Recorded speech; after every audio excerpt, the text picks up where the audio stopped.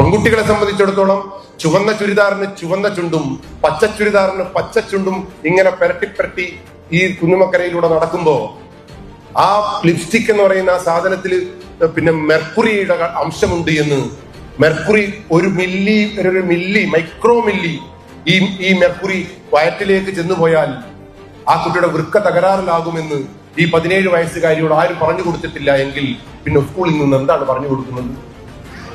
ഇന്ത്യയിൽ ഏറ്റവും കൂടുതൽ ഡയാലിസിസ് പേഷ്യന്റ് ഉള്ളത് കേരളത്തിലാണ്. മലപ്പുറത്താണ് ഏറ്റവും കൂടുതൽ ഡയാലിസിസ് സെന്റർ ഉള്ളത്. ഡയാലിസിസ് സെന്റർ തുടങ്ങുമ്പോഴല്ല, കൂടുതൽ ഡയാലിസിസ് സെന്റർ ഉണ്ടാകുമ്പോഴല്ല ഈ നാടിന്റെ വളർച്ച. ഡയാലിസിസ് സെന്ററുകളുടെ എണ്ണം കുറച്ച് ഈ ആരോഗ്യത്തെ സംരക്ഷിക്കുന്ന ഒരു മനുഷ്യ വിഭാഗം ഇവിടെ ഉടലെടുക്കുമ്പോഴാണ് ഈ നാട് വിജയിക്കുന്നത്, സക്സസ് ആവുന്നത് എന്നുള്ള ബോധം എന്റെ മുമ്പിൽ ഇരിക്കുന്ന രക്ഷാകർത്താക്കൾക്ക് ഉണ്ടാവണം. അവിടെയും ഈ ലിപ്സ്റ്റിക് ഇടുന്ന എന്തിനാന്ന് ആലോചിച്ച് നോക്ക്. എന്തിനാ ലിപ്സ്റ്റിക് ഇടുന്നത്?